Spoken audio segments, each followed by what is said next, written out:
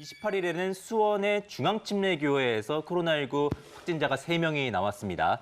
이 3명 중에는요, 교인 2명과 교인의 가족 1명이인데요. 현재까지 진행된 역학조사 결과를 좀 보시면 이 확진자가 예배에 참석한 날 함께 예배를 본 사람이 717명으로 파악이 됐습니다.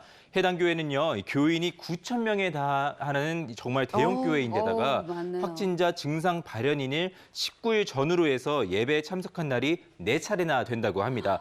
그래서 확진자가 계속해서 늘어날 가능성도 큰데요. 이 교회는 주일 예배를 온라인으로 전환을 하고요. 교회 내 모든 활동을 일단 잠정적으로 중단하기로 했습니다. 네, 그런가 하면 관악구와 안양 지역 교회 확진자도 더 늘어났죠? 네, 서울 관악구의 왕성교회 집단 감염 관련 확진자는요, 전날보다 8명이 증가해서 지금은 확진자가 27명으로 늘어난 상황이고요. 또 이제 경기도 안양의 주영강교회는 7명이 늘어서 현재는 누적 확진자가 18명이 된 상황입니다. 네. 확진 판정받은 그 왕성교회 신도 중에 그 초등학교 시간 강사도 계시더라고요. 네. 아이들 네, 네. 괜찮아요? 이 서울 나누초등학교 시간 강사 A씨는요, 이제 서울 왕성교회 신도였습니다. 지난 21일과 23일 교회를 방문한 뒤에 양성 판정을 받았고요. A씨는 일주일에 2번 정도 수업을 담당을 했는데 밀접 접촉자는 없는 것으로 나타났습니다. 그래도 학교는요, 일단 등교를 중지하고 월요일부터는 원격 수업으로 진행을 하기로 했습니다. 네. 네. 아니 용산구에서도 국방부에 있는 어린이집 교사가 확진 판정 받으면서 3살짜리 아이도 양성 판정 받았잖아요. 네, 어제 국방부 영내에 어린이집에 다니는 3살 남자아이가 확진 판정을 받아서 병원에 입원을 했습니다.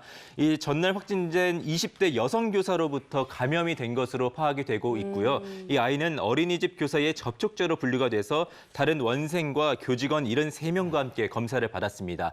일단 다행히도 아이를 제외한 나머지 사람들은 모두 음성으로 나온 상황이고요. 이 어린이집은요, 국방부 본관에서 좀 떨어진 다른 별관에 위치를 해 있는데요. 원생 부모님들이 대다수가 대부분 이 국방부 직원분이시거나 군인분들이셔서 이 방역당국은 전체 원생 200여 명에 대해서도 전수검사를 진행한다고 밝혔습니다. 네, 그러면 이 교사의 감염 경로는 파악이 된 거예요? 이 확진된 국방부 어린이집 교사분은요, 지난 25일 저녁부터 기침하고 오한 증세가 보이는 등 좀 증세가 있었다고 합니다. 그런데도 다음 날 오전에 버스를 이용해서 출근을 하셨다고 하고요. 네. 이 구체적인 감염 경로는 아직까지는 정확하게 파악된 상황은 아닌데 국방부는 규정에 따라서 일단 어린이집을 2주간 폐쇄하기로 했습니다. 코로나19 확산에 따른 정부의 대응은 어떤 겁니까? 이 정세균 국무총리는 어제죠. 이 코로나19 중대본 회의에서요, 방역 수칙을 철저하게 지켜달라고 당부를 했습니다.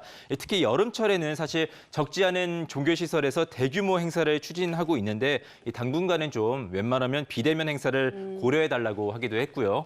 또 내달 1일부터 본격 시행되는 이 전자출입 명부제에 대해서는요, 확진자에 대한 신속한 추적 관리가 가능해질 것으로 좀 보고 있고요. 의무시설이 아닌 곳에서도 좀 도입이 확산되도록 홍보를 해달라고 당부를 하기도 했습니다. 네. 네.